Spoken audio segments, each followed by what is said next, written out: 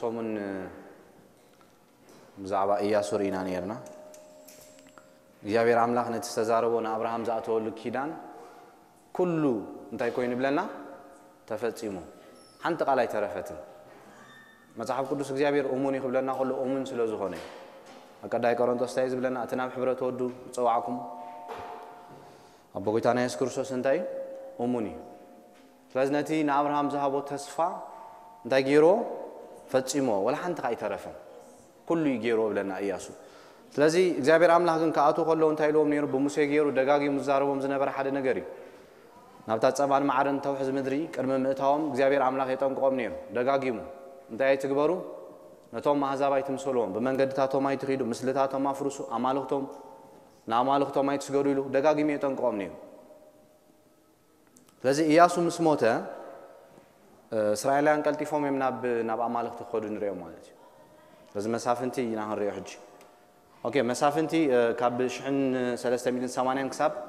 شحن 50 عام زحازه مصحفي እግዚአብሔር አምላክ አብዝን እስራኤላውያን በምታይ ዝመርሑም ዘሎ በቲዮክራሲ ማለት እዩ እግዚአብሔር መራሒኦም ኮይኑ አብዝ መርሑም ዘሎ ቲዮ ማለት አምላክ ማለት እዩ እግዚአብሔር ታይገብሮም ይመርሑም ብዝገበረው ነገር እንታይ እንዳገበረ መሳፍንት እንዳተንሰአ አብ ዘመኑ አብ ግዚኡ እንታይ ገይሮም አብዝ መጽሐፍ ዝመሪሕዎም اوكي مسافنت ክንሪኦ ኮለና ናይ 330 ዓመት ዝሓዘ መጽሐፊ አባና ክንሪኦ ኮለና ውሕድ ምዕራፊና ንሪ እቲ ታሪኽ ከይድካ ክትሪኦ ኮለካ ግን ክንደይ ዓመት ዝሓዘ መጽሐፊ 330 ዓመት ዝሓዘ መጽሐፊ ስለዚህ ኢያሱ ኣብቲ ምዕራፍ ሓደ ኸይና ክንሪኦ ኮለና ኢያሱ እንታይ ከም ዝኾነ ይነግረና ከም ዝሞተ ኢያሱ I don't know ንዑ ዝመስል ሰብ ዲዘይተካ ኮይኑ ሙሴ ንዑ ይተኪዎ ንዑ ምስተከኦ ግን እስራኤላውያን ናብ አማልክት ኸዱ አይትሪኦም ኒኻ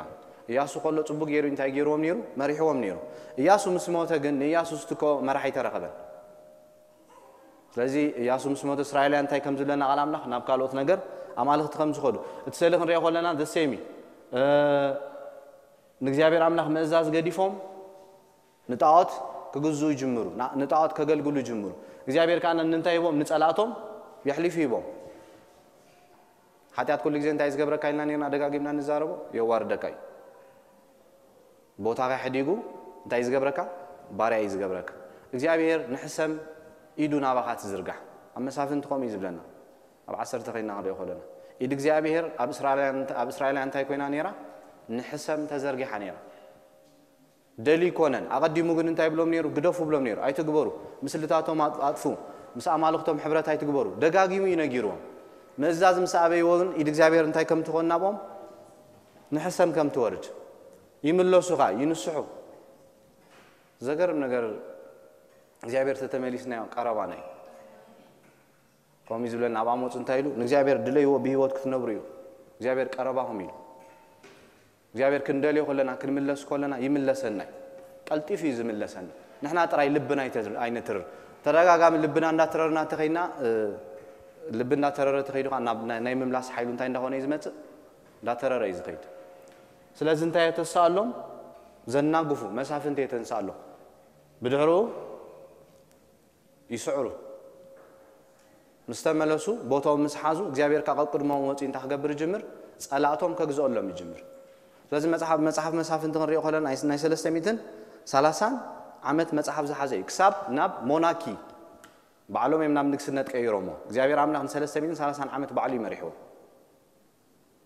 ኣብ ቀዳይ ሳሙኤል ምዕራፍ 8 ተኸይና ክንሪኦ ኮለና ግን ደቂ ሳሙኤል ከም ናይ ሳሙኤል መንገዲ ኸዱ ስለዘይ ጀመሩ እንታይ ኢሎም ንሳሙኤል መጽዮ ንጉሳት ተንሳልና እዩ ስለዚህ ካብታ ቲዮክራሲ ናብ ምንታይ ክትቀየር ኮላ ንሪያ ናብ ሞናኪ ናብ ንግስነት ተቀይራ ክሳብ شحن حمسان ግን እግዚአብሔር እንታይ ገይሩ ነሩ ከባብ 330 ዓመት ንእስራኤላውያን ባዕሉ እንዳመርሕ እንታይ ዝገብሮም ነሩ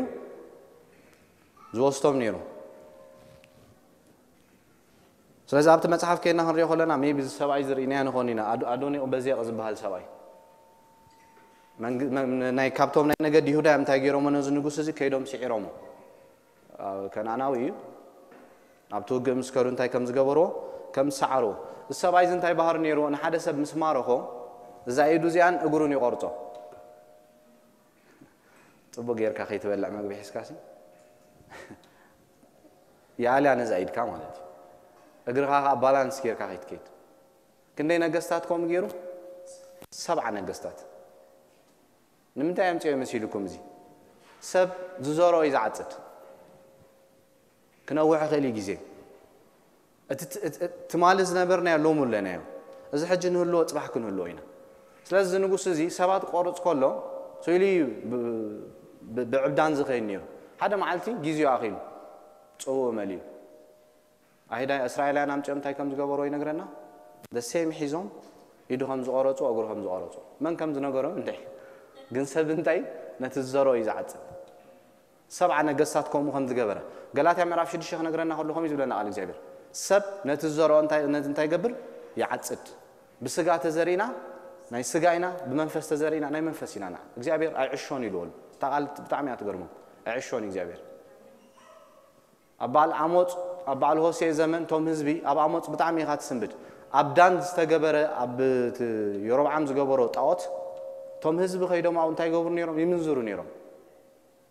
نتي يروب عم زجبرو مرخ سجيدهم بدحرو أنتي جبرو منزر يجبرو بو زي بيرجم شو عتميتن 20 حدا عمت بيس أنتي جيرو ماشي بسارقون زبال نبتا أصورت بها العد كم زوج صدام يقال جابير زنقرنا مالك يزارو نيرم مش حكي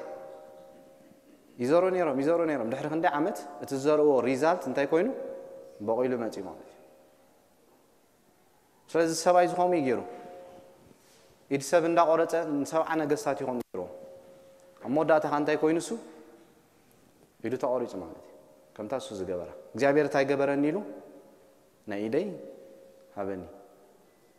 أبجلاتي زجرم إخبار أنتاي عشوني زرع كأنه جدني خاطر عصر سلز أنتاي كم زر كنت نقلن ولا قاب حب كفونا جرات تزرعنا هذا ما علت بجهاد غوتي داويت مسبات سبا خدك اسكولو كفونا جر كجبر كله صبري ودي بزحنا جريز جبر نيرمش يشفن يعي ورق قدي زوج قالوا نيرنا تحتيات إخبار جن ريوم مودات كم عرف 10 دقائق كهدري والله قداي كلاي ساميل جن ناي داويت يوت قبل على انت تحت غورت كله خاطريو ስለዚህ አይነት ታዓሾ ከምት እግዚአብሔር ዝበለና እንከይድ ኮለና ሓደ ማዓልት እንታ ክንገብሪና ከንዓጽሮ ኢና ንዑ በዓል ዮሴፍ ኮም እዮም ገይሮም ጽድቅ ክገብሩ ከሎ እግዚአብሔር ዝሪኦም ሰባት ዝሪኦም ወይ እግዚአብሔር ዘይሪኦም ይዝመስል ነይሮም ሻቂ ግን እሙናት ኮይኖም ተጣው ብሉ ነይሮም አሞዳታ ግን ዮሴፍ ነቲ ዘሮ ዝነበረ ኣብ 30 ዓመቱ እንታ ክገብሩ ከሎ ኢና ንሪዮ ከዓጽሮ ከሎ ኢና ንሪዮ በዓል ዳንኤል ክሕሉኑ ከሎ ናይ ንጉስ ናይ ባቢሎን ኣይንበልዕኒና إدنا ينهبنينا عين دلنينا قبل خلهم بدحرو إخبار كبر خدالو لهم كله خاطري سلاز لو من زور أنتاي قبرنا إن مساي بعد كعنا يخلي ماله أنتاي نزار هنتن كعلنا أو أنتاي كنقبر كم زلنا هنتن كعلنا بزح سب دليتي يزقبر بدليتي خيد ماله وصي تقول أنتاي أسيله متسي ماله سلازي كل تيو بتصبوا تخيلنا ناي تصبوا نجار كان تهنقبرينا نايقدن لإسرائيليان تايبلن أب مسافنتي كل تعسرت إخبار أوريد تزاري بوم نيرو أب حدا خينا هنريو خلنا ملاك إخبار دم أب جيل متين تايلوم نمنتاي قمناتهم سجوجو ماتفوهم زبالكم حزب زيت فاكم دقاقي مزارة بازارة بالا إخبار زي مزاز أبي هو تحدا جاي إخبار جبار روز بالك أخت جبرت زي جميركا نخلع حيلي خاتقلع نود كاتي خاتقلع مسنا إخبار حساب نقطة الصحة كانت تجبر تقلع صلاة بقليل كرهبك زغل سابقاتهم لازم أنتي لهم منفس عملاق نمنتاي قمناتهم سجوجهم زبالكم كان أنا نمنتاي زي سجوجكم هم إخبار قديم ينجيرهم تزاري وهم يدقاقيم مثلتهم أمالهم ولا حنت نجار كيد جود فيلو توم هزبجن نجيركم نير أب مسافنتي أب ياسو أنت أيت قارص لهم كبلس إن توم هزب أما كلهم كم زجدفو ناتو ريزالتي إخبار شو تايلهم أنا خايك عليهم نيل أما كلكم كون يميلو إخبار قندليتي كون النيرو دليتنا إخبار نتاي نيرو آتيوم نت إخبار زبالهم قال سمعهم نتهم كان أنا ويان هي جرجسان حيتاين بملهم تاي جبروهم كتأرجوهم متأرجوهم ترى سلام درهم تزي كوينو حدا معلتين أو حتى كم زوجتهم فلت نيري إخبار كزارة بنا قولوا أين ترر مناتو سي نت فيوتشرز ريو نت ጽቡቕን ሕማቕን ከጋጥመና ዝኽእል ኣርሒቑ ዝርኦ እሱ ዝብለካ ይጽቡቕ እሱ ይትግበሮ ተይልካ ኢኻ ዋላ እውን ዘይክርዳእካ ይኽእል እዩ ወይ እውን ክኸብደካ ብዙሕ ነገር ክኸውን ይኽእል እዩ እሱ ዝርኤልካ ይግንዓኻ ጽቡቕ ስለዚ እንታይ ከም ዝገበሮም እግዚኣብሔር ከምዘይ ኣልዮም ተዛሪቦም ማለት እዩ ስለዚ መሳፍንቲ ምዕራፍ 2:10 ኸይና ክንሪኦ ከለና ካልእ ወለዶ ተስዩ እንታይ ዘይፈልጥ እግዚአብሔር ንእስራኤላውያን ካብ ግብጽ ኸውጾም ከሎ ኣብ ምድረ በዳ 40 ዓመት ክምግቦም ከሎ ከም ንስሪ ተሸኪሞም ክኸይድ ከሎ እሱ ዘይፈልጥ ህዝቢ ተስዩ ኣምላኽ እንታይ ከም ዝገበረ እንታይ ዘይገብር ዘይፈልጥ ህዝቢ ካኣቱ ከለዉ ነጊሮም እዩ ነይሩ ዘይሰራሕኩሞ ኣባይቲ ዘይነደቕኩሞ ገዛ ኩሉ ነገር ምስ ረኸብኩም ፀጊብኩም ንኣምላኽኩም እንታይ ከይትገብርዎ ከይትርስዕዎ ብዙሕ ግዜ ከምኡ ንኾን ኢና እግዚኣብሔር ይርዳእና እዚ ንሪኦ ዘለና በዓል ኣሜሪካ ኤውሮጳ ናይ ክርስትና ዓድታት እዩ ነይሩ እግዚአብሔር ምስ ባረኾም ግን እንታይ ይኾኑ ናብ ካልእ ነገር ሕጂ እቲ ዝተፈንፈነ ሃገር ይኾናሉ ኣብኡ ዝግበር ነገር ንምስምዑ ዝዝግነካ ዝኸብደካ ማለት ሰብ ንዕብዳን ናብ እንስሳ ባህሪ ዝልቀቐሉ ዘሎ ዘመን ይኾናል ዘገርመካ ህዝቢ ይኾናሉ ማለት እዩ እንታይ እዩ ተይልካ እግዚአብሔር ኣምላኽ ሓደ ነገር ክገብረልካ ከሎ ክትርስዕ የብልካን ዘሳገረካ እሱ እዩ እስራኤላውያን ከምኡ ይጋጢሞም ዞም ወለዶ እዚኦም ንኣምላኽ ዘይፈልጥ ወለዶ እንታይ ገይሩ ተስዩ ኩሉ ገይሩ ኣብ ቅድሞም እንዳኸደ ተዋጊኡ ናብ ከነዓን ዘእትዎም ኣምላኽ እንታይ ገይሮሞ ረሲዖሞ ብዙሕ በዚ ነገር ዝሕዋተይ ክንጥንቀቕ ኣለና ሓደገኛ እዩ እግዚአብሔር ብኩሉ ነገር ጎዳጉድና ምስ መልእ መሰዕረፈና ንኣምላኽና ከይንርስዖ ሽዑ ኢና መሊስና ናብ ኣምላኽ ክንጠብቕ ዘለና ሽዑ ኢና ክንጽጋዕ ዘለና ኣብ መከራን ኣብ ጽጋብን ሓደ ዓይነት ካራክተር ሒዝና ክንወጽእ ኣለና ዳዊት ከም ዓይነት ባህሪ ነይሩ ኣይቅየርኒ እቲ ሰብኣይቲ ኣብ በረኻ ከሎ ንኣምላኽ መሰምለኸ እዩ ኣብ ንግስነት ምስ መፀ ንኣምላኽ መሰምለኸ እዩ እዚኦም ግን እንታይ ገይሮሞ ነቲ ዝናበዮም ኣብ ምድረ በዳ ዝጓሰዮም ኣምላኽ ገዲፎም ንኻልኦት ኣማልኽቲ ከምልኹ ጀሚሮም ንባል ከምልኹ ጀሚሮም ንናይ ኣሞን ኣምላኽ ሞሌኽ ከምልኹ ጀሚሮም ንኬሞሽ ከምልኹ ጀሚሮም ንኣስታተር ከምልኹ ጀሚሮም ቀልጢፎም እዮም ናብ ምንታይ መፅኦም ናብቲ እግዚአብሔር ዘይደልዮ ነገር ስለዚ እግዚአብሔር እንታይ ይብለና እቲ ህዝቢ ምስ በደለ ናብ መን ሕሊፉ ሂቦም ናብ ሜሶፖታምያ መጀመርያ ዝገበራ እግዚአብሔር ንስያ እስራኤላውያን ምስ በደሉ ኃጢአት ምስ ገበሩ ብመንገድታቱ ምኻድ ምጀመሩ ንበዓል ክሰግዱ ምጀመሩ ደቆም ብሓዊ ከይተረፉ እዮም ዝሕልፉ ነቶም ኣማልኽቲ ተምሊኽካ ናይ ግድን ኢኻ ከም ትኾን ናብ ሕሱር ነገር ኢኻ ትልቀቕ እቶም ትገዝኦም ዝነበርካ ጸላእትኻ መፂኦም እንታይ ገብሩኻ ጅምሩ ገዝኡኻ ጅምሩ ስለዚ ሜሶፖታምያ ክንደይ ዓመት ገዚኦሞም ነዊሕ ዓመት ገዚኦሞም እግዚአብሔር ኣምላኽ ምስ ተመለሱ መሰእወዩ ንመን ከም ዘተንሰሎም ይነግረና ኖታንኤል ኣተስይዎ ማለት እዩ ስለዚ ክንደይ ዓመት መሪሖም እሱ 40 ዓመት 40 ዓመት ምስ መርሖም ንሱ ኸ እንታይ ኮይኑ ብለና ቃል እግዚአብሔር ሞይቱ ማለት እዩ ምስ ሞተ ኸ እስራኤላውያን ተመሊሶም ናብ ካልኦት ኣማልኽቲ ናብታ ዝነበርዎ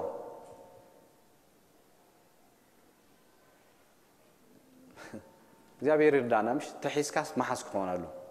ንድሕሪት ዘይምልስ ጻድቕ ብምንታይ ዝነብር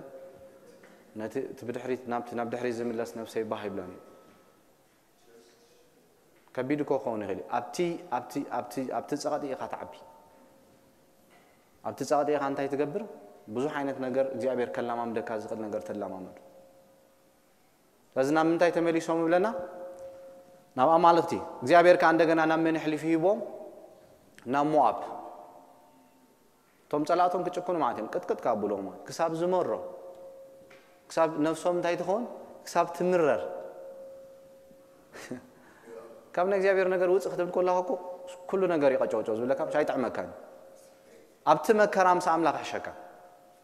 ኣብኡ እንታይ ኣለዎ ዕረፍቲ ኣሎ ኣብ ናይ እግዚአብሔር ነገር ክትከውን ከለኻ ሰላም ኣሎ ካብ ናይ እግዚአብሔር ሓሳብ ንእሽተይ ክትወፅእ ከለኻ ብዙሕ ነገር እዩ ዝኾን ኣብ ህይወትካ ስለዚ ሞዓብ ክንደይ ዓመት ከም ዝገዝኦም ይነግረና ነዊሕ ዓመት ከም ዝገዝኦም ኤሁድ ንመን ከም ዘተንስአሉ ንኤሁድ ኣተስይዎ ማለት እዩ ኤሁድ ምስ መፅኻ ክንደይ ዓመት ገዝኡ 80 ዓመት እስራኤላውያን ከዓ ክንደይ ዓመት ከዕርፉ ጀሚሮም ን80 ዓመት ጸኒሖም ናብታ ዝነበርዋ ተመሊሶም ይኸዱ በቃ ይግዝኡ ተመሊሶም ናብታ ዝነበሩ ይግዙ ናብታ ዝነበሩ ከማ እንዳገበሩ እንታይ ዝገብሩ ነይሮም ኣብ መሳፍንቲ መጽሓፍ ለ330 ዓመት ከይዶም ማለት ስለዚህ ከነዓናያን ካንታይ ገይሩ እግዚአብሔር ሕሊፉ ይቦም ከነዓናያን ካ ማእከሎም እዮም ነይሮም ቶም ክስጎጉ ዝግቦም ከለዩ ዝግቦም አይታሉኝ ኣብ ማእከሎም ኮይኖም እንታይ ገይሮም ገዛቶም ኮይኖም ክመልኮም ጀሚሮም ብድሕሪ እግዚአብሔር ንመን ከም ዘተንሰአ ንዲቦራ ከም ዘተንሰአ ባራኡ ንዝክሮይና ዲቦራ ማለት ንህብ ማለት እግዚአብሔር ንዓ እንታይ ከም ዝገበራ ነቢት ከም ዝነበረት ከም ዘተንሰአ ከም ዝተዋጉ ንእግዚአብሔር ኣምላኽ ኣብ መሳፍንቲ ምዕራፍ 5 ከም ዝዘመሩ እግዚአብሔር እንታይ ከም ዝገበሮም ከም ዘናገፎም ስለዚህ እስራኤል ካ ክንደይ ዓመት ዕሪፎም 40 ዓመት ተመሊሶም እንታይ ገይሮም ካ ኃጢአት ገይሮም እግዚአብሔር ካ ናብ መን ሕሊፍ ይቦም ናብ ሚድያን ነጊሮኩም ነይራ ወደ አብርሃም ኣብ ዘፍጥረት ምዕራፍ 5 ኸይድና ክንሪኦ ከለና ካብታ ቄጦራ ትበሃል ሰበይት እንታይ ዝተገበረይ ዝተወለደይ ስለዚህ መጪ ሚድያን ካ ንመን ገዚኦም እስራኤላውያን ገዚኦም ጊደውን ካብ ዝገርመኩም ኣብ ላዕሊ ዘይኮነ ሳብ ታሕቲ ኮይኑ እንታይ ክገብር ጀሚሩ ተሓቢዩ ስርናይ ክጥሕን ጀሚሩ ማለት ስለዚህ እግዚአብሔር መጪ እንታይ ኢሉ አንተ ሓያል ጅግና እግዚአብሔር አምላኽ ምስመን እዩ ምሳኻ እዩ ጊደውን ክዛረብ ጀሚሩ እግዚአብሔር ምሳና ተዝሉ ነይሩዳ ኮሚና ንገብር ምሽ ብሰንክናት ንሓጢአት እግዚአብሔር ካባና ታሊስ ንዑይና መሊስና ብለይም ንገብር ስለዚህ እንታይ ኢሉ ጊደውን እግዚአብሔር አምላኽ ምሳና ተዝሉ ነይሩሲ ከመይ ገይሮም ዳጸላትና ጎዙናሉ ስለዚህ አጆሃ ኣነ ምሳኻ ንሚዳናያ እንታይ ክትገብሮም ኢኻ ከም ሓደ ሰብኣይ ክትቅጥቅጦም ኢኻ ስለዚህ ጊደውን ከና ክንሪኦ ከለና ብዙሕ ትምህርትን ተኣምራትን ክሓትት ጀሚሩ እግዚአብሔር አምላኽ ከናውኖ ጽቦይ ደጋጊሙ እንታይ ክገብሮ ጀሚሩ ንእግዚአብሔር ክሓቶ ጀሚሩ ስለዚህ እንታይ ክብሎ ጀሚሩ ምልክታት ክሓትት ጀሚሩ ኦኬ ሓንቲ ክዳን ከም ጻየ መሰቀመጥኳ ኣብቲ ኩሉ ኤሪያ ጠሊኹን ኣባግ እንታይ ይትኹን ጠሊትኹን እንደገና ጸኒሕ ካ እንታይ ብሎ ኣባ ጥራይ ጠልትኹን ኣብ ካል ቦታ ካ ጠላ ይኹን እግዚአብሔር ነቲ ኩሉ ዝብሎ ዝነበረ ትምህርትን ተኣምራት እንታይ ክገብሮ ጀሚሩ ክሰምዖ ጀሚሩ ክንደይ ምልክት ይቦ ነቲ ዝቀረቦ መስዋዕት ከይተረፈ እንታይ ከም ዝገበሮ እግዚአብሔር ከም ዝበልዖ እግዚአብሔር ክጽውዕ ከሎ ተዛሪበኩም ነይራ ሓደ ግዜ ናብ አገልግሎት ከም ጸና ከሎ ክእለትና ተኣማሚን ይኮነ ብዙሓት ወታደራት እዮም ነይሮም ሸው እግዚአብሔር አምላኽ 300 ሰባት እዩ ፈልዩ ንምንታይ ተተባሃለ እስራኤል ጽባሕ ንጎ እንታይ ከይገብር ከይምካሕ ኣነ ተዋጊ ይውጽይኩም ኣነ ዝዋጋ እግዚአብሔር ይዝዋጋልና ጳውሎስ ኮሚኑት ብክርስቶስ ገይሩ ኩሉ ግዜ ናብ ምንታይ ዝመርሓና ናብ ዓወት ዝመርሓና በጎይታና ኢየሱስ ክርስቶስ ይሎል ስለዚህ ንጊደውን እንታይ ኢልዎ 300 ሰባት ፍለ ኣነ እንታይ ክገብር ንሚድያን ይሕሊፈ ክበከ እግዚአብሔር ንመን ይሕሊፉ ከም ዝሃቦ ንሪኦ ሚዳናያን ንጊደውን ይሕሊፉ ከም ዝሃቦ ስለዚህ ጊደውን ክዋጋ ምጀመር ሓደ ነገር ገይሩ እቶም ህዝብ መጽኦም እንታይ ኢሎም ተዛሪቦም ጊደውን ንስኻን ቤትካን ግዛአና ኢሎም ጊደውን እንታይ ኢሉ ተዛሪቡ እግዚአብሔር አምላኽ ጥራይ ዝገዛእኩም በር ኣነ እንታይ ይገብረኩም ነ ኣይገዛእኩም ነ ተዘገርም ነገር ኣውራእኩም ኣምጽኦ ኢሉ መሰም ጽኦ ሁሉ ነገር ምስሃቦ እንታይ ከም ዝገበረ ይነግረና ጣዖት ሰሪሑ ኤፎድ ገይሩሎ እስራኤላውያን ጊደውን ምስ ሞተ ናብ ምንታይ ከም ዝኸዱ ይነግረና ናብቲ ኤፎድ ከም ዝኸዱ ንእስራኤልን ንናይ ጊደውን ቤትን እንታይ ከም ዝኾኖም መፈንጠራ ከም ዝኾኖም ትዝገርመኩም ነገር ወዲ አቢሜሌክ ምስ ነገሰ እቲ ጊደውን ዝገበሮ ጣዖት ንቤቱ እንታይ ከም ዝኾና ይነግረና መፈንጠራ ከም ዝኾና ዝሕዝን ነገር እዩ ደቂ ጊደውን ኣብ ሓንቲ እምኒ 69 ኣሕዋት ይቀትልዎም አቢሜሌክ ናይ ኣዶኒዮ በዚ ከናግረኩም ጸኒሐምሽ ሰብ ነቲ ዝዘሮ እንታይ ክገብሮ ናይ ግድን እዩ ከዓጽዶ ናይ ግድን ሓወሚ ካብ ካልእ ዝተወለደ ሰብ እዩ መጪ እንታይ ገይሩ 69 ይሕዋት ኣብ ሓንቲ እምኒ ሓሪዶም ደቂ ጊደውን ብሙሉኦም ኣብ ሓንቲ እምኒ እዮም ተሓሪዶም ካብ ዝገርመኩም ቅድሚ እሱ ምቕታሎም ኣብታ ምዕራፍ ታያ ትብል እቲ ጊደውን ዝገበሮ ኤፎድ ንቤት ጊደውን እንታይ ኮይኑ ብለና መፈንጠራ ኾነ መፈንጠራ ዝኾነካ ካብ ዝገርመኩም ነገር ኢዛቤል ዝገበረቶ ክንሪአና ኣብቲ ናይ ነገስታት ምስ በጻሕና ኣብታ ሰሜናዊት መንግስቲ ሰይታ ኣካብያ ነይራ 36 ዓመት ያገዘያ ኣብተን 36 ዓመት ዝገበረተን ደቃ ክሕረዱ ኢኻ ትሪኦም ሓደ ግዜ ደቃ ካብ ምንታይ መጨም ካብታ ደቡባዊት መንግስቲ نيورام فيزيت كقبرهم سمعوا من رخيبهم أو يهو رخيبهم دك من يوم سخم كيلو نحن دك الزعبيلنا نيورامين أنت هم قبرهم متينا كنريا متينا لذي يوم تنتهي كم قبرهم نقرنا أبحنت من خمس حرودة تقبر أبي هوت كان تايو أنت نتصبق أنت نحمق تعطوا ده يا خمال لذي جيدون أنت كوينو نبيته ما فهمت أرانا غير كم زقبره سوسان شعت النحوات بتعمين بوزحات كابز غير ماكو مصحف قدس زمهرنا طنقواتكم كون እግዚአብሔር ደጋጊሙ ንቁሑ አይተንክፉ አይተሐዙ خبلنا خلو انتي كاين كوني ما فهمت أراها يكوننا كاين التحز مصحف قدس بملوز نغرنا انتي تطنقنا هنكيد تزي كوين انتي كم نخون حدا معالتي كم نفنطر يفلط እግዚአብሔር قدمناو متاونا ግን እንታ ክንገብር ጽንክ ንብሎ ይደልኑ መንገድታቱ ክንከይድ ዝኾነ ካብ እግዚአብሔር ወፂና ንገብሮ ዋጋ ከፍለና ናይ ግድን እዮብ መስዋዕል ሰባይኒ ዝኹሉ መከራ ኣብ ህይወቱ ክመጽ ኸሎ ዋላ ይቅተለኒ ኢሉ ካብዛ መንገድ እዚ አንተ አይገብርኒ አይለኒ አባጠጠው ክብለ ክጽበየ ነው ኮም አይነት ህይወት ክንስ ቀልጢፍና ነገራት ክኸብደና ኸሎ ወፂና ካለ ነገር حصرت ነገራት አይንለ እንታይ ይገብሩና ኸሎም ሶም ዋጋ ከፍሉና ይኸሉም ኣብ ህይወትና ሪና ያለናምሽ ግደፉ እንዳበለና እግዚአብሔር ኣብ ገለገለ ኤሪያ ብፍላይ ግደ አይትኺት አይተሐስ እንዳበለካ ኸላ ክታአት ኸላ ትኸፍሎ ዋጋ መቸም ኩላትና ፈቲና ያለና እንተ ብንሽይድ እንተ ባዕቢ ናይ እግዚአብሔር አምላክ ድምጽ ጽንበሉ እሱ ይዝሕሸና ናና ناجزابير نجار تنيل كهتو زاز كل خاي ننفسها ننابرها نمتعيها ندقها عرفت زلوا لاز جدون زجبرة نبيتون تاي كم زجبرة ما فهمت تراهم زخنة أبي مالك كناقصهم تام نسبة سامامية زجرم نجاري يورام زبال ود جدون حدا نجار تزاري ونيرو نبلس ما تيوم نعنا قصر نايلوموسي نبيو خمس بولم وين ما تيوم دقاقي ممال نيشوا خم تيوم كن تاي جبرة نايلومو نقصر نايلومو سلام بمثلنا قبل خزارة بمجمير أبوي هي واتو يبكم نيري نسخاتكم جن نتا أبوي زخفلوا عن تاجركمو لويتكمو سلام كم قبرهم من تاجبركم يلوم إجابة يفدهم زجرم نجار أب ملي كل أتام تهاجر أب من تاي كم زود قاتيز نجارنا أب سيفيل وار نحن داخل كفاف الجميع عن سبيت أغتي لا تونز سوا إيمان زي تقوم سواتي دليل سبزي أبت بتصحف كتير يخلها زجر النجار حصرات سوات أما عركنا تنتصب ولا ما ديت فوي قال يوم سوات فلتة عملا خيبلو مني لا قد يقولون بس ما أفهم أسرت حمشة وزارب كل ود صاروا كومي يجرو ربع مش حكي وتوم تعيز مغرو سبات قدي فوسي زي تقوم سبات يقدر اللي جميل مش توتي تقابل حلو نريا مالتي بتعمل هنتنقع لنا مالتي كومي جيروس زي تقوم نقرأ زي تقوم زي حجزو شلو ذبلو خامات سلازك جابير انتاي كم زجبر عمالك أبي مالك مسموته ماليسهم إسرائيل أن نام انتاي كم زخدو ناب كالوت عمالك تخم زخدو نما نحلف فيه بوم نامونين نحلف مسحابهم من كم زتن سؤال لم ينقرنا يفاتح السبع يودح أنت عمل زراعة سبيت مهاني على أملاخ زنقرنا دليل ما أمتي أمتاي كم زجبرو تواجلنا خم زبولو من فس أملاخ ناب ووريدو نامونا أنتاي كم زجبرون كم سعرهم حدا نقدر تزاري بوزي سعره خم الله سكله عم من قد خم الله سكله زرخ بالنسب نعوق سوي نعملك سوي له أتحس كاز مسح بهالي حس كاز مسح اللمدي كي تردع كان أمنا يزيابير نقدر كتوم صوت الجمر ماله تزنبرو بهالي حزوه متيسو أما دات أمينا تراخيباتهم من قدي قولي أتراخيبات حنتي أقول نيرة كلام لك ذات شوي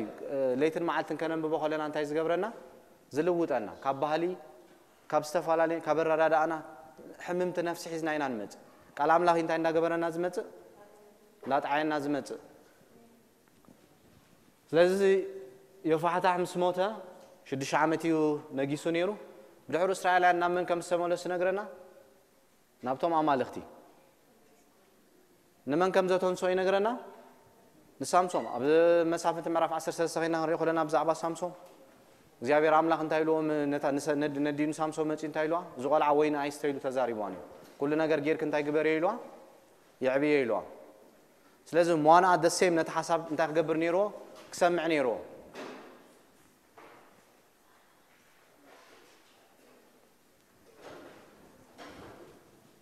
سلازم مسافه انت 10 3 خينا نري خلنا خمس بالمصحف تاريخنا نري سامسون تاي كم استجبره كم استولد نازراوي نيرو نازراو انت يلنا له قال املاح ابزولكم عراف شدشته وين خسته يبلون مش ريسا خحز يبلون قال نغر غبر يبلون نسيم سوم استولد نتادي انتي يلوا صبو غيرا خطعبي خم زلا زوم غزا نزو قال صبو غيرو يمعبيم بعدا يبزداغم نغيروكم نيره ندقنا انتي كنمغبوم كم زلنا انتي كم غيرنا خنعبيم كم زلنا تزاراريبنا نيره እንዳሟና ንሳምሶም እንታይም ጌሮሞ ከምቲ እግዚአብሔር ዝበሎም ጌሮሜን በትክክል ዓምቢዮም እግዚአብሔር ቆልዑ ክበና ሁሉ ሓላፍነት ናይ ከምቲ እሱ ዝደልዮም ጌርና እንታ ክንገብሮም ከናብዮም ካብ ዝገርመኩም ግን ንሕና ጽቡቅ ጌርና ከይተለወጥና ደቅና ክንልውጣ እንከልኒና መጀመርያ ንሕና ኢና ክንዕረ ዘለን ንሕና ከም ስድራ ቤት እንታይ ክንገብር ኣለና ንቃል ኣምላኽ ርእስና ከነግዛእ ኣለና ሰብ ከይተሓደሰ ንኻልእ ሰብ ክልውጣ ኣይክእልን መጀመርያ እሱ ይኽዕረ ዘሎ ስለስቶም ገዛ ንሳምሶም እንታይ ጌሮሞ ከምቲ እግዚአብሔር ዝደልዮ ጌሮም ይዕብዮሞ ዮሴፍን ማርያም ደሰይብን ክርስቶስ ከም ጌሮም ይዕብዮሞ ካብ ኩሉ ነገር እንታይ ጌሮሞ ክትንግፎ ዘይግባኦ ነገር ክሰትዮ ዘይግባኦ ነገር እንዳፈለዩ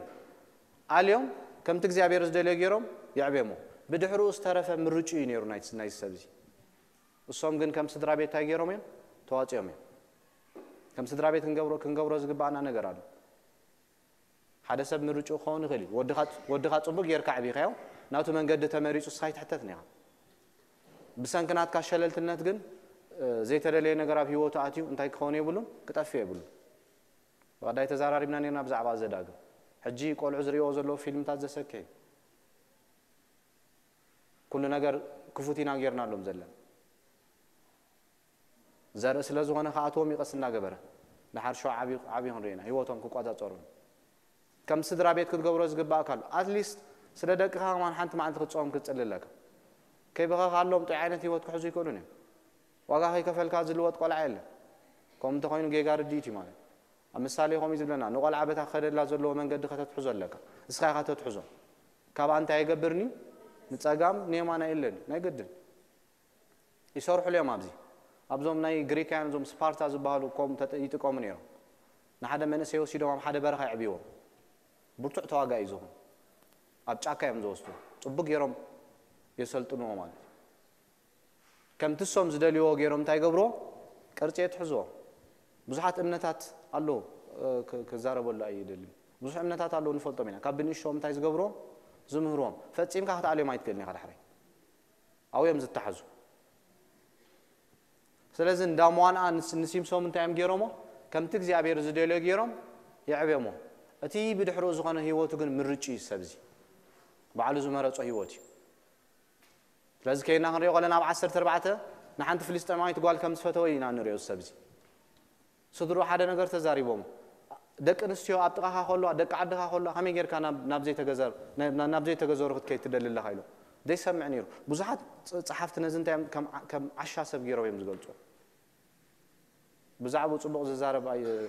ጸሓፋይ ወይ ሰባኻይ ትረኒ ኸማ ዝገርመኩም ነገር ናዝራዊ ኣብ ምዕራፍ 6 ዝሆልቅ ሬሳ ክትንክፍ ከም ዘይብሉ ቃል ኣምላኽ ዝነግረና አንበሳ ምስ ቀተለ ግን ክምለስ ከሎ ሬሳ ይተንክፍ عبيت قباتي بنا እግዚአብሔር ብዙ ኃይል ፍሲስልና ጸላይ ባዓብ ነገር መጽ ይኮነን ሰብሩ አይከል እንታይ ግን ገብረና ናሽቱ ነገር እንዳገበረ ለዕሊ 6000 ዓመት ይተሞክሮ ዘሎ ይፈልጥ ይምሰብ ከመይ ዲል ከም ዝገብር ስለዚህ ድኻምካ ክትፈልጥ ኮለካ ድኻምካ ክትሕሉ ለካ ካብ ድኻምካ ተሃድም ሰብ ክትኮን ኣለካ ነፍስ ወከፍና ድኻምና እንፈልጦ ለኤሪያ أكون مشلل نبي سوات من كوني بلنا تزاي كوين أبا مرجع خركبي مرجع ترى يبغى فلتي لازم نسيم سوم تاي كم زجورة ينقرنا ريسا يتنكفو حدا نازراوي ريسا مستنكفه خنات كم ذلوا ينقرنا على عمله كم زنات سهجنا أبتنا صحابي تروحونيها كيدو بدحرون تاي كم زجبرة أمن زرا سبيت خم زرا خب እግዚአብሔር አውሽጥኩም ቅባት ተእትልኩም በፍላይ ንትውልዲ ዝጠቅም ነገር ከእትወልኩም ከሎ ሸለልተኛታት አይትኹኑ ንሸለልተኛ ሰብ ይዝቆርጾ ጸላይ ዳዊት በምስተዋዕልያቱ ንወጽ ነበረ ይዘ እግዚአብሔር ንሓደ ነገር ተደሊካ እቲ ትትረኽቦ ናይ ስጋው ድሌታት ከማን ተተረፈካ ሕሸካ ትውልድ ሒስካ አጠፍ ንሃገር ዘናግፍ ቅባት ይቦ እግዚአብሔር ሃገር ሙሉ ብሰንክ ዝሰብ ሃገር ሙሉ እንታይ ትገብር تعرف ማለት ግን እንታይ ኬርለስ ሸለልተኛ ሰቢኒ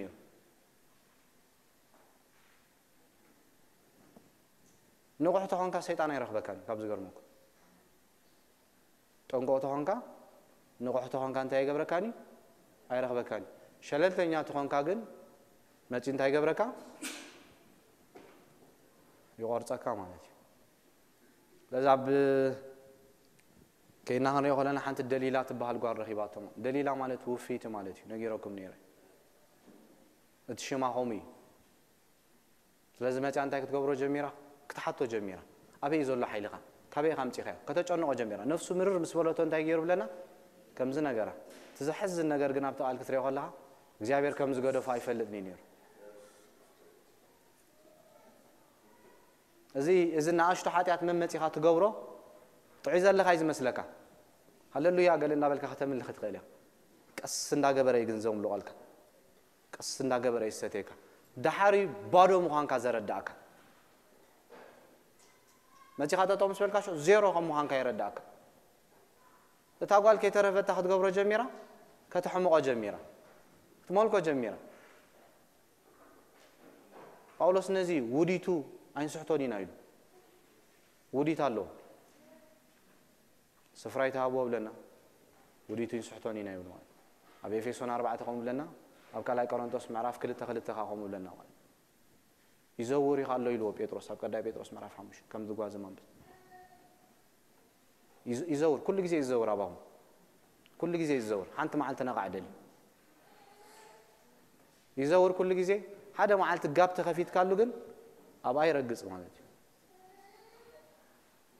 ሓደ ጊዜ እንተ ዘይተ ጠንቂቅናሉ ንዘመናት ዛክል ጠባሳ ገዲፍልና ከይድ ኸዲ እንታይ ዝገብረና ነዊሕ ዓመት ህይወትና ዘባላሹ ነገር ገብር ኸዲ ስለዚህ እንጠንቀቀሉ ነሰባይዛ ሞዳት አንታይም ገይሮም ነቲ ዝገዛና ዝነበረ እግዚአብሔር አምላኽና ትዲጎን ይحلفው ናምላኽካ ከይተረፈ ይኻ ተጸርፍ አምላኽካ ከይተረፈ እንታይ ግበር ባኻ ነቲ አምላኽኦም የም ክስውሉ ጀሚሮ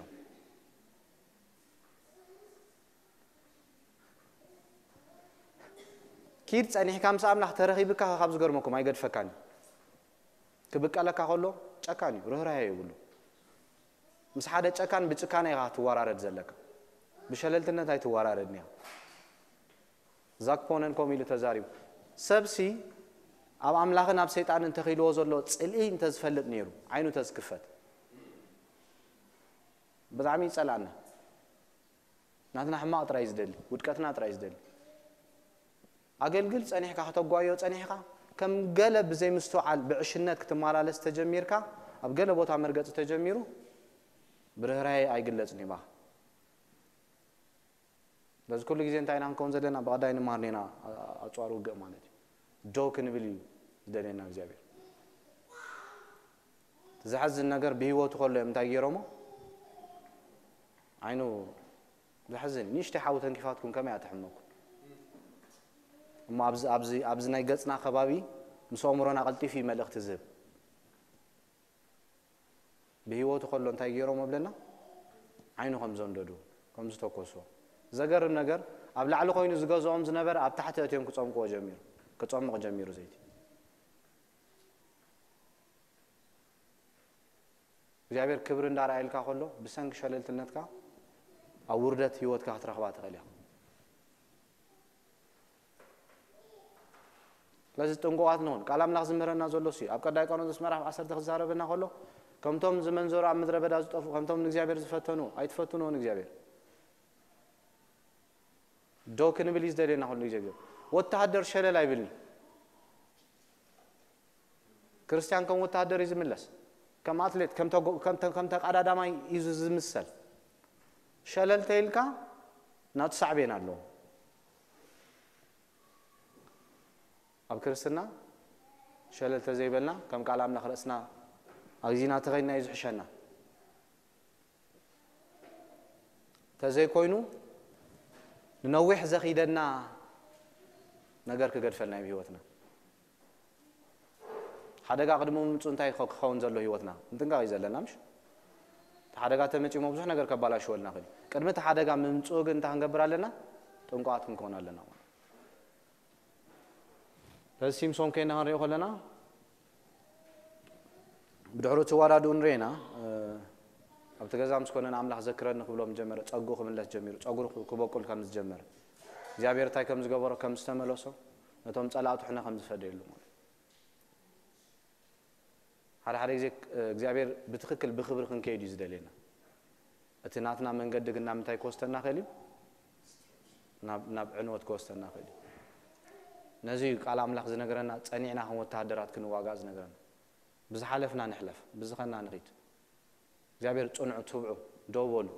تتنقعوا نوحوا تسأليوا كيباتوك دقاقي مزدق من لا نعي أبي وطنا أنت كي يكون هذا دقاقي يكون سلاز دق إسرائيل كان نجنا نمن تاي تملي شوم لنا ناب بعالات كسوق رجميرهم نامناي سيدون أملاخ نامناي مواب أملاخ نامناي أمون أملاخ نامناي فلسطين أملاخ تقاطع قبر رجميرهم كسوق رجميرهم إذا زيابير زجرم نجاري أما عرف عصر تغينا هنريه خلنا زيابير دانا إذا زيابير نحسب نبها توت بالله إذا زيابير نامن كم زوجة تينجرنا ناب إسرائيل نمنتاي نحسب وجه لازم نفسه خي ترى زيابير تحقبر جميرو كتشنا جميرو بسونكم تابي هو توم زقات أمم زنبر زيابير دلي ويكونه سلازم مرات وي في التاوي كونه أبدو عرمياس ندك سبات كوارد عملاق في التاوي كونه كتبك كتحزن كتساق أنت يكونه في التاوي كونه زيابير عملاق نمنفس عبيد كايلو زفتنا كفتنا له قدوس فتنا يقولسون تبحثي تفتنا فتنا جن زيابير يقولون بعلها توم زي نمنت كان نغتعبي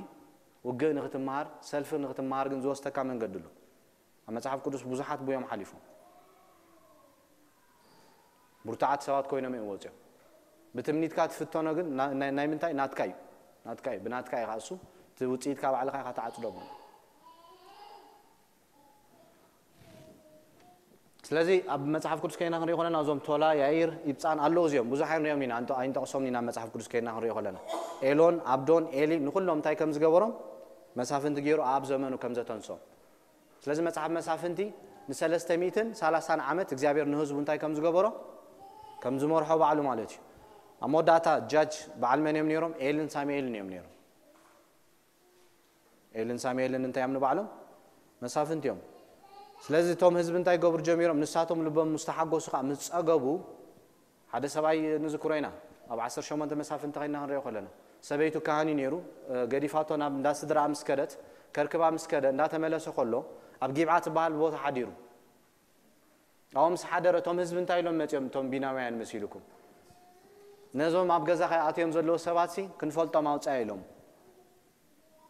أب زفترات مراف 10 شعات غينا دسيم حسابين نركب لوط ملاخت مسع غبا أبجزو أنت يعملوا ما متيم توم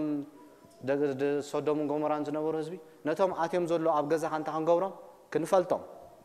سيكشوال كنفلتهم توم ناملاخ زفلتو هزبي توم باغان زغبرو توم ناملاخ زي فلتو هزب زغبرو زنبور هزب خغبرو جميرو انتاي تمغنيات تتباهله ناغزيابير قال كدربي وجميرو ناغزيابير دمص شلل كبلو جميرو إرمياس مراف شومون تخم يزبلنا ناغزيابير قال غدي فمو يا اين سخاتكم سخاباي طبيبكم ديهم يلو كاباي فليتكم ناغزيابير قال غدي فم قال ነገር ከማዕብሉ ጀሚሮ ባህል ሃይማኖት ከማዕብሉ ጀሚሮ ለዛ 10 ሰዓት ተኸይና ኸንሪዮ ኸለና ነት ሰባይ አውጻዮ ነው ተማም ገዛ አትዮም ዘለዎም አጋሽ እትሰባይ ካንታ ይሎም ደሰይ በቃ ነዘና ዋልድክን በኩም ነት ሰባይ ግደፉ አብገዛ ይታዓቂቡ በቲ ዘመን ኮም ባህል ስለዝነበረ ሓደ ሰብ አብገዛኻ እንታ አትዩ እንተጽሊሉ እንታይ ዝኸውን ሰብ ንስኻ ሓላፍነት ተወስደሉ ነታ ሰበይቱ ጽዩ ናብ ደገ እንታይ ከም ዝገበራ ከም ዘውጻ ዝሐዝን ነገር ሙሉ ለይቲ ክራኸቡ ሓዲሩ ናምላኽ ዝፈልጡ ዝነበሩ ህዝብ እዮም እዚኦም ካበይ ማዕቢሎም ሞተይልና ቀስ ገይሩ ጸላ ዘይቶም ኮስቶ ጀሚሩ ቀስ ገይሩ ሓይሎም ክሰት ጀሚሩ ተራ ኮይኖም ሽዑ ዓለማዊ ኢኻ ትኸውን ሽዑ كمان ዓለማዊ ዘይገብሮ ነገር ኢኻ ትገብር ትጅምር ኣብ ቀዳይ ተሰሎንቄ ምዕራፍ 5 መንፈስ ኣይተጥፉ ዝብለና ነዚ ሙቐት ካይተጥፍእ ይሕሎይ ንእግዚአብሔር ቅባቱ ሕሎይ ብሸለልትነት ኣይኮነን ዝኽየድ ትሕልዎ ኢኻ ካብ ኩሉ ነገር ብዙሕ ነገር ይኸባላሽዎ ዝመጽእ ትሪኦ ትሰምዖ ዓለም ዝተፋላለየ እዛ ዘለና ዓለም ዝተበከለት እያ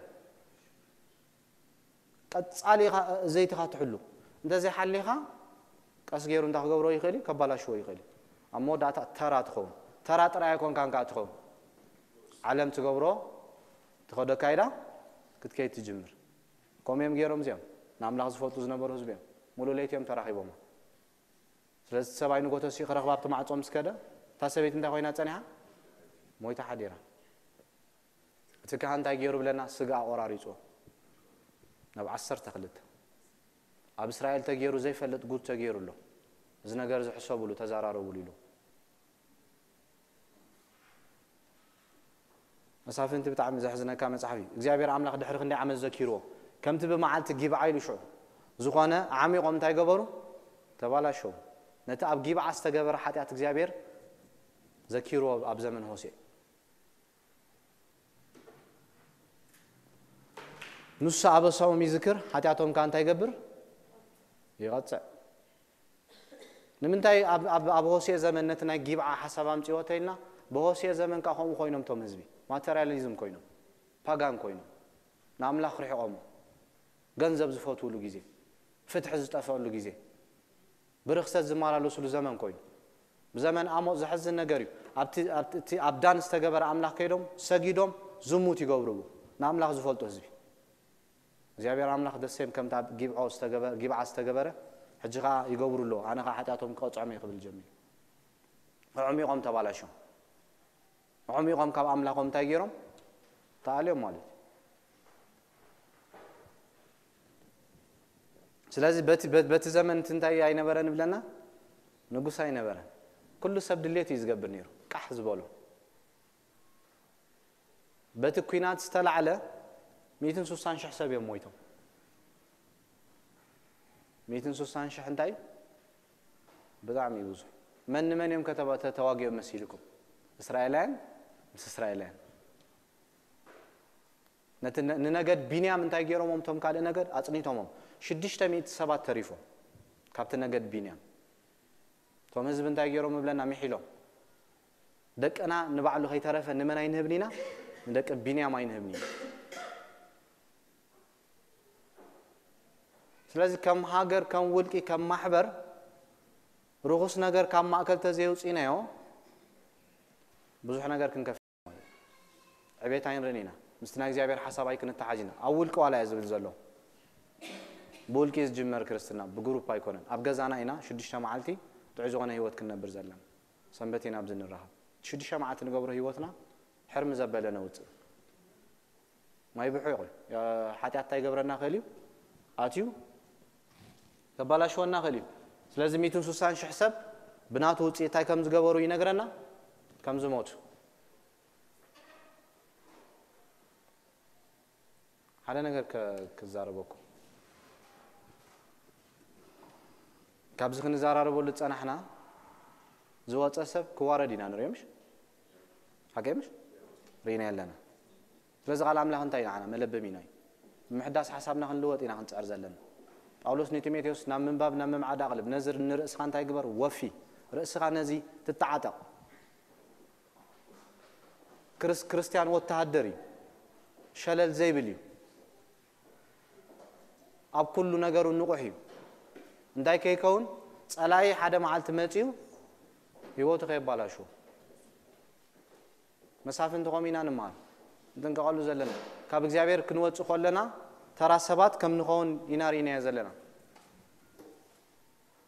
ስለዚህ ሓድሽ ኪዳን ከነተሓሶ ኾለና ኢየሱስ ክርስቶስ ንሱ ንጉስ መድሓኒ ህዝቡ እዩ እንታይ ገብር ነይሩ ኢየሱስ ክርስቶስ ክምለሱ ኾለው ይምለሶም ነይሩ መንፈስ አምላክ ክርስቶስ ካንዳ መርሕ እንታይ ገብሮም ነይሩ ካብ ጸላቶም የናግፎም ነይሩ ኢየሱስ ክርስቶስ ካ ጻድቅ ዝኾነ መራሒ እዩ ብርግጽካ እዩ ትዝመርሖም ዝነበረኻ እንታይ ጻድቅ እዩ በዛ አምላኽ መስገን ካብ መሳፍንት እንመሃሮሲ እንታይ ክንገብር ከም ዘይብልና እንተንጋ ከም ዘለና ማለት ምስ ሓጢያት ንጻት ከም ዘይብልና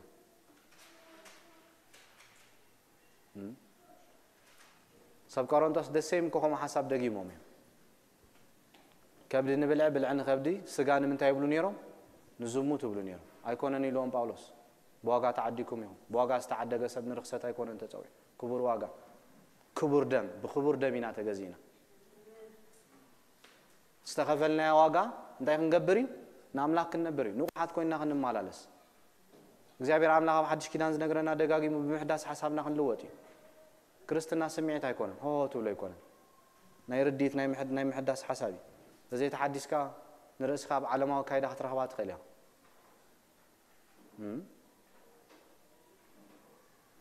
ለዚ ክንጥንቀቕ ኣለና መጽሓፍ ቅዱስ ዝነገረና ዘሎ ስንታይ ሸለል ክንብል ከም ዘይብልና ከም በዓል ሲምሶን ኩሎም ዞም እግዚአብሔር በበሓደ አቀሚጥና ዘሎ ድኻሞም ውድቀቶም ከዋርዶም ስለዝደለየ ይኮነን ነቶም ንፉዓት ዝኾኑ ንአምላኽ ሒዞም ዝተዓወቱ ንዖም ክንሕዝ ናቶም ኣሰር እንዳ ክንገብር ክንስዕብ ይደሊና እቶም ብዕሽነቶም ዝተባላሸው ሰባት ካብ እግዚአብሔር ዝረሓቁ ሰባት ግን ካብኦም ክንመሃር ይደሊና እግዚአብሔር ናይ ሰብ ውርደት ናይ ሰብ ውድቀት ናይ ሰብ ጥፋት ክጽፈልና ከሎ ከዋርዶም ስለዝደለየ ይኮነን كنلبم سلازدلينا